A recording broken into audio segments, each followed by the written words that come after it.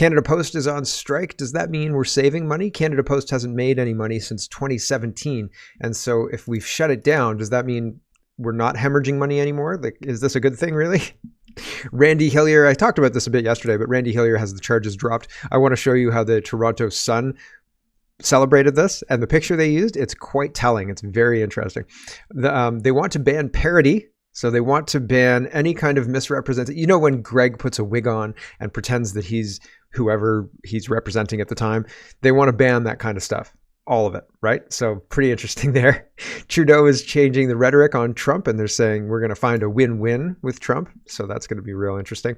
And we have a confidence crisis in Canada, but we all knew that. Nobody has confidence in this Trudeau government because Trudeau seems to be destroying the country in various different vectors of attack, and people are not happy with that. And right now, there's a stalemate in the House of Commons that is preventing any further business being done until documents are produced as ordered by by Parliament.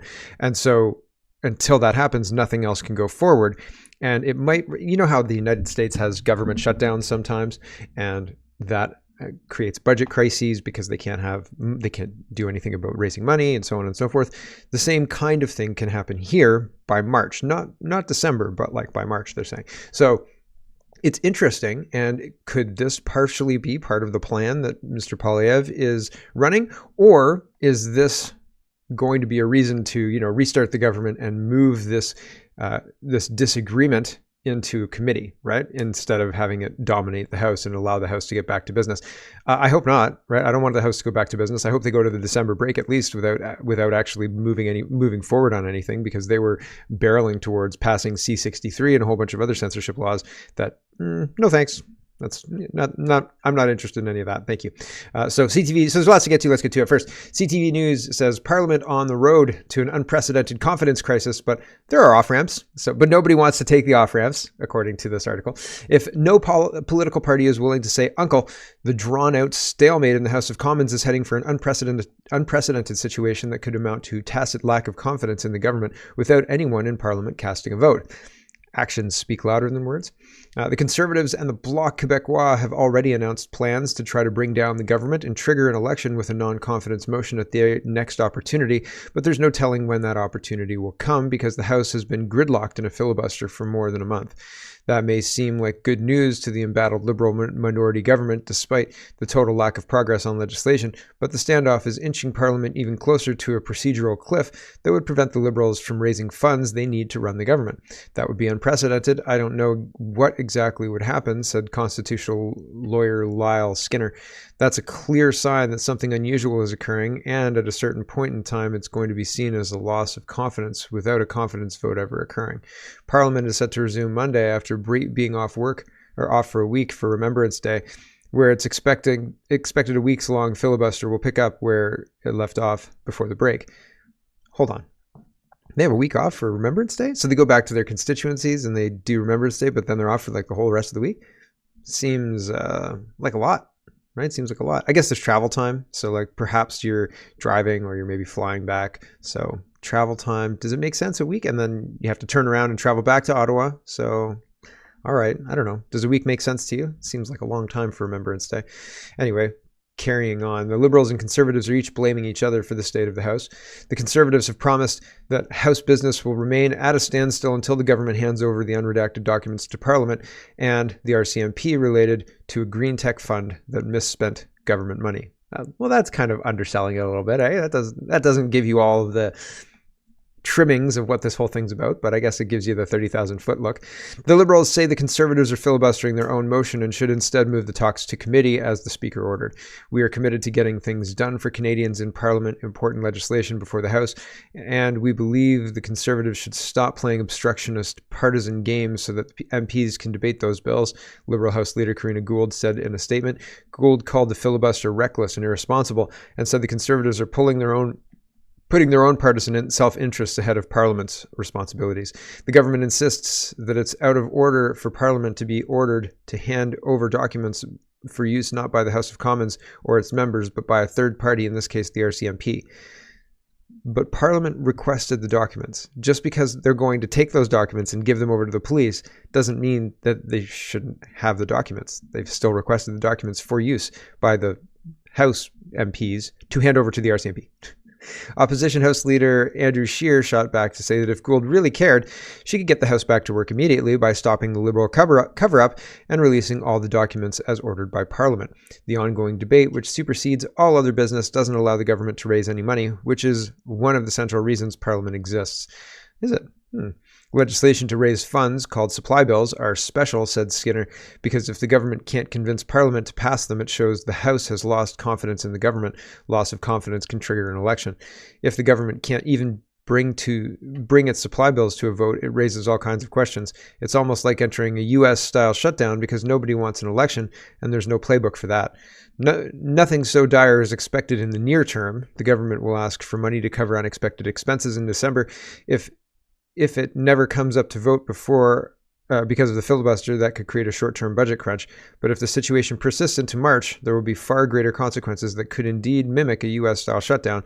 The government wouldn't be able to spend any money in the new fiscal year, and the Governor General would have to take notice. Wow, that sounds good. I'm already on board. You don't have to sell it, right? Jeepers creepers, let's do it.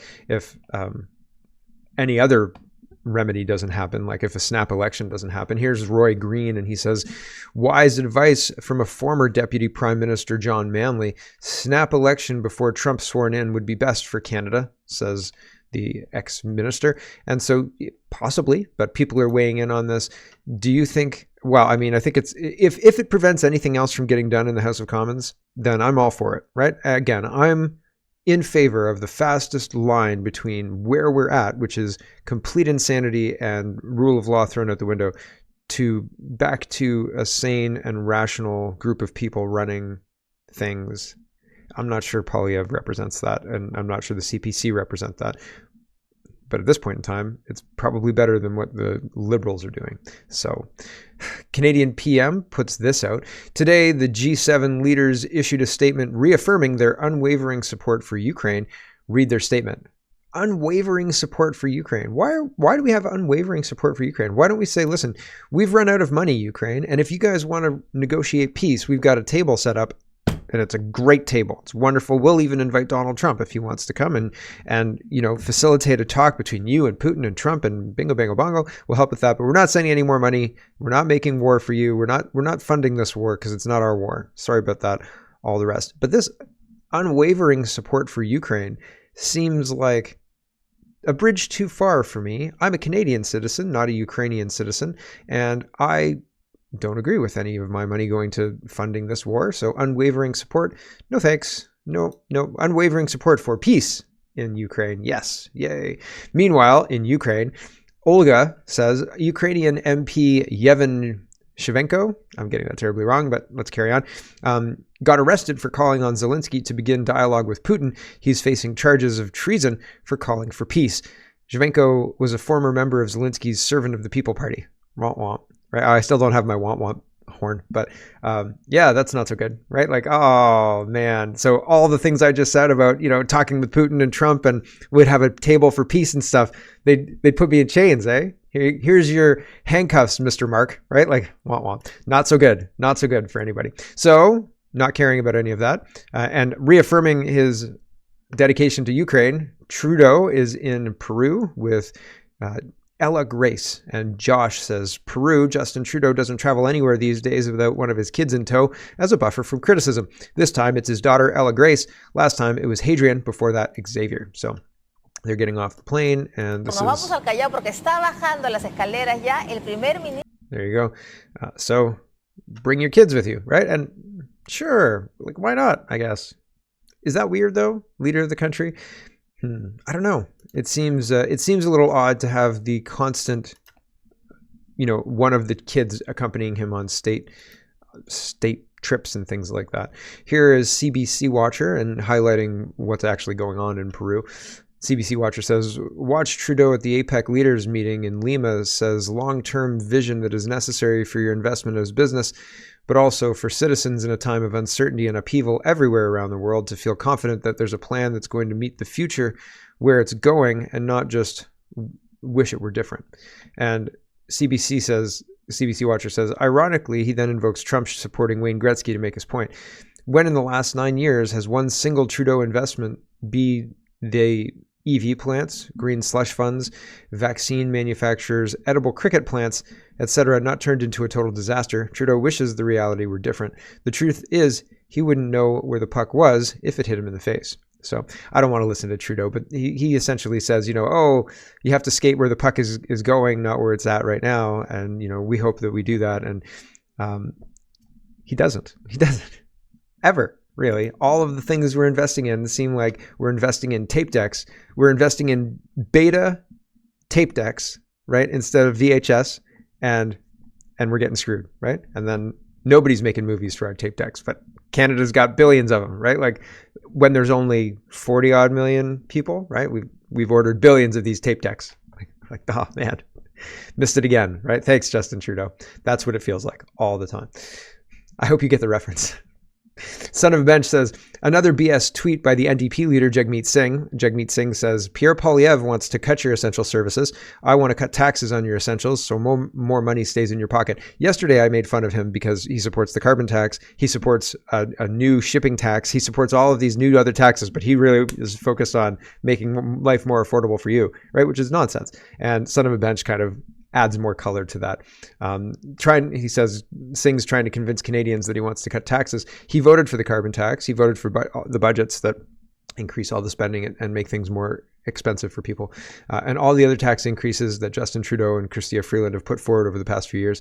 And he's blocked them. So rich, right? It's quite rich coming from Jagmeet Singh that he wants to cut these expenses, etc. When in reality, he's propping up Justin Trudeau, and Justin Trudeau's government is causing inflation for all sorts of different in all sorts of different ways through the carbon tax and like taxing inputs as much as you can, taxes on taxes, the energy policies, importing people, et cetera, et cetera. If you really cared about emissions, if you really cared about the number of emissions that Canada was putting out, why would you import people from countries that are warm and don't need to use home heating by and large to a cold country that does, right? Because you increase their emissions per capita, per person, by quite a lot during those months where they're in Canada. So it seems like counterintuitive. Oh yeah, we have to really get our emissions down to nothing, and we have to import millions and millions and millions of people, right? Like those two things are in conflict at odds.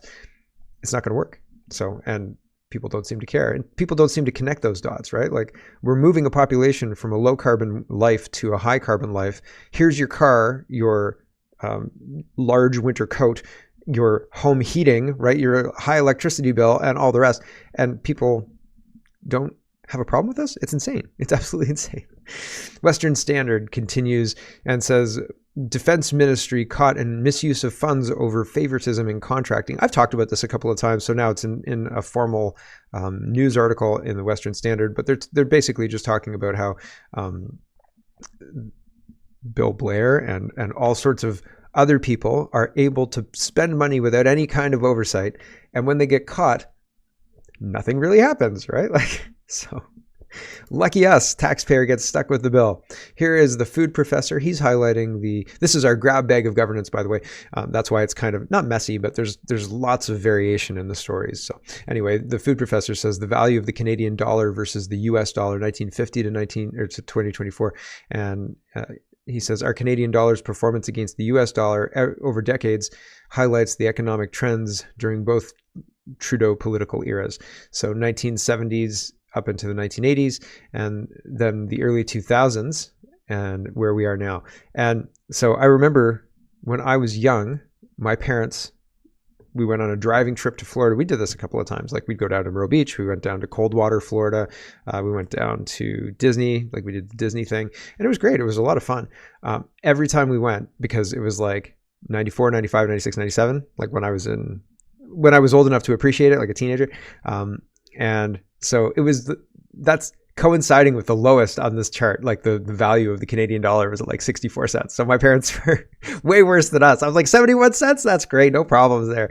But yeah, 64, 65 cents and worse. And 63 cents, I think I remember at one point in time. So it is insane how up and down this whole thing goes, right? Like the value of the Canadian dollar sometimes in the 1950s and 60s was higher than the US dollar.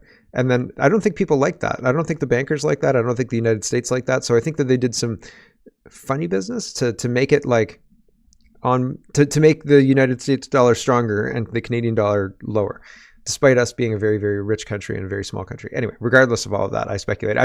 I saw this chart and I thought, yeah, we went to Florida during this, see that dip, right before 2000s, right? I guess it was worse in just after the 2000s, but we went right at the worst time you could possibly go. The food professor again says the last year Canada Post turned a profit was in 2017. Since then, it has lost close to $3 billion, all while employing more staff. How is that sustainable? It's worth noting that they carry very little food and lack a cold chain infrastructure. So they can't even transport food or anything cold. And so they don't make money and they cost a lot of money. So is shutting it down saving us money? Is any of our government going to fix this? Like, is any incoming government going to fix this? Or are we just going to be spending a crap load of money on Canada Post forever and ever and ever? Seems like a bad idea, bad use of tax dollars. Here's CBC trying to clean up their image. They've got this video that is a bunch of celebrities saying, give to your food bank. And the response is basically, how about instead of bonuses that go to your CBC personalities, you give all of that to the food banks and write it off as a taxpayer donation, right? So like, here's Anne. She says CBC executives should donate their bonuses and consider it taxpayer donations. We want the CBC defunded and most politicians in jail for fraud, says Sue. Maybe CBC should start talking about why Canada's economy is failing so many people. So here is, because that's another point, right? Like, I don't remember a time when CBC was hawking giving to the food bank, right? Like, and maybe I'm not remembering. I don't watch commercials very often, so, but I like Christmas commercials. I like the holiday season commercials. Like, I go out of my way to watch them, and so I don't remember anything like this in recent years. So this is different. I'm going to play it, but I'm not going to play all of it because that's a minute. I'm going to play some of it. I'm going to play it until I get bored. Here we go. If there's one thing I know about Canadians, it's that we're kind. We want to help. Doesn't take a big star or millions of dollars. All it takes is one can, $1, or even 1 hour of your time. In every corner of this country, people give.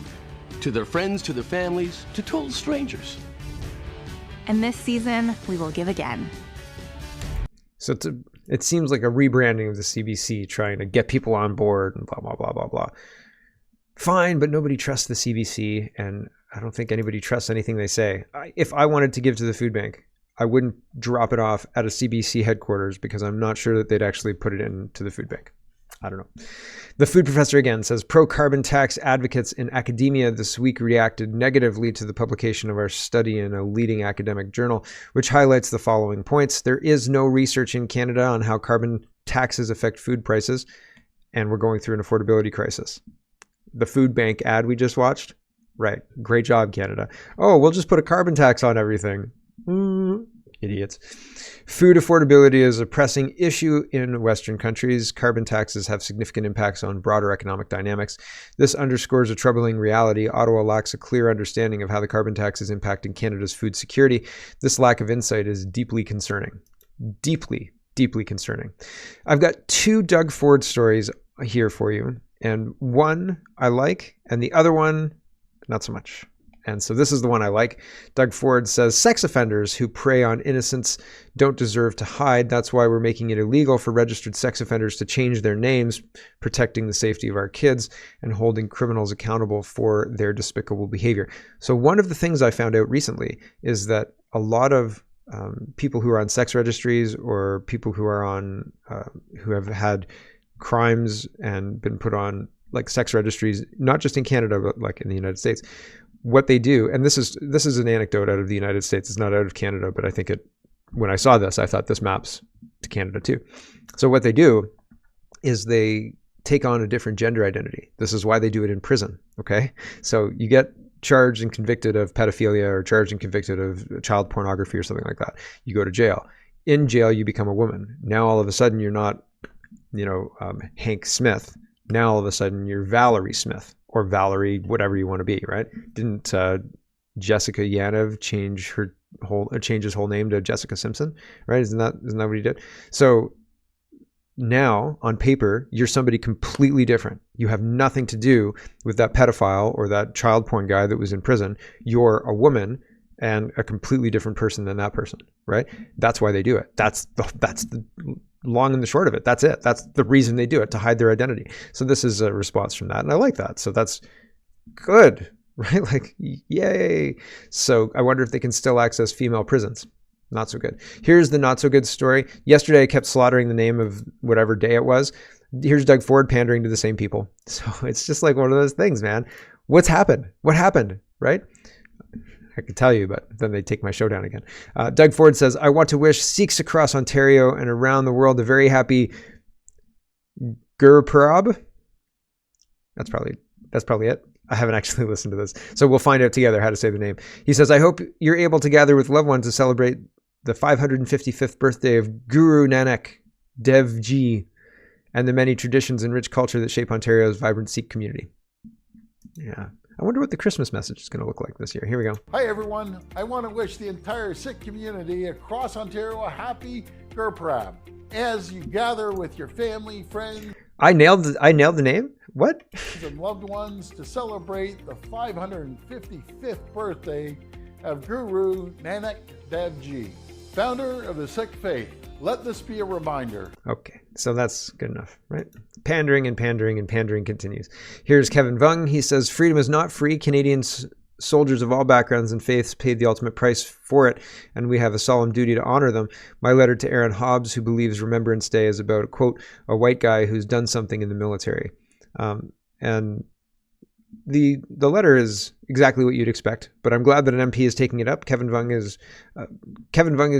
doing the work of 5 or 10 MPs. I think he's everywhere, it seems, these days.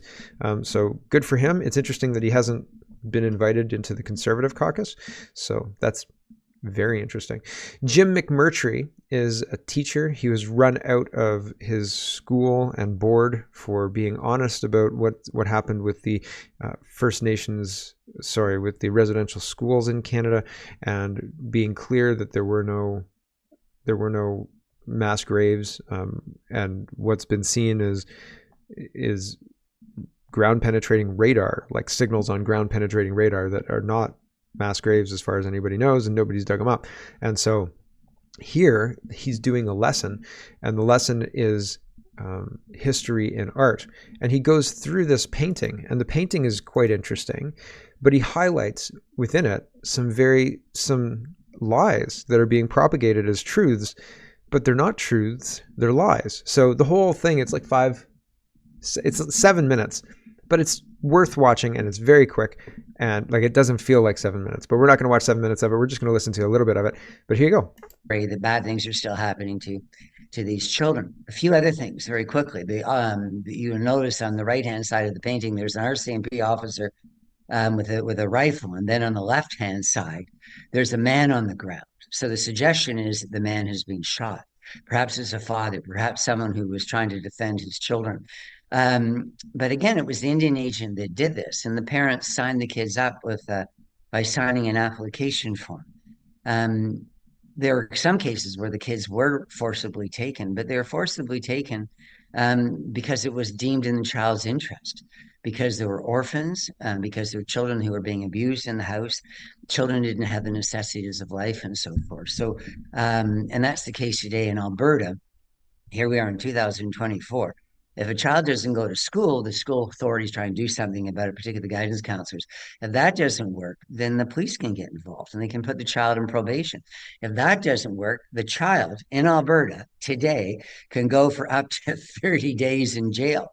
So again, our society has made a decision consensually a long time ago that the best place for children to be is in school.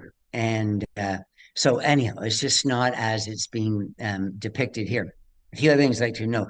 The children didn't go until age 7. So when a priest in the front right of the painting is carrying a baby wearing diapers, that's inaccurate. When a mother is holding a very large child on the very left-hand side of the screen, that too is unlikely. and mothers wouldn't react that way, of course, because mothers back then and mothers today want their 7-year-olds out of the house for much of the day. I know that. I'm a grandparent of 5 grand. So there you go. I think that he makes some excellent points. I think the whole thing is quite well done, well put together. The argument is sound. I think it's excellent. You should go check it out if you have some time. Link is in the description.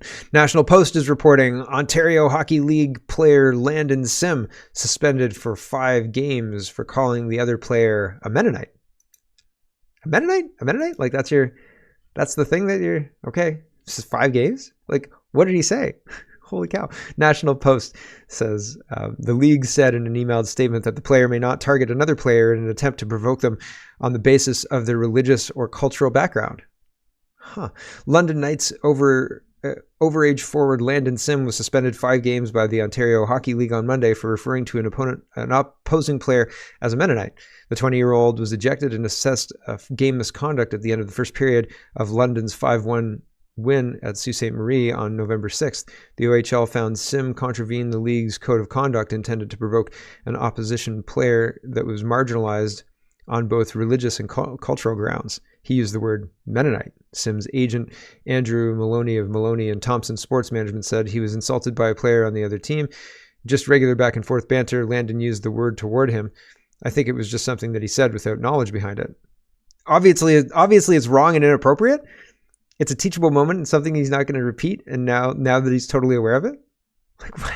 Like, you Mennonite? Like, would you ride here in a horse and buggy? What, are you going to cry? You going to go milk a cow? You going to go raise a barn? Like, oh no, right? Put a hate marker on this podcast. Like, no Mennonites should watch this. I might make them cry. Are you kidding me right now? Seriously, that's funny. Like, that has nothing to do. He called me a Mennonite. Get out of here. Game misconduct. Game misconduct. How dare you as a Mennonite? Don't you have any sense?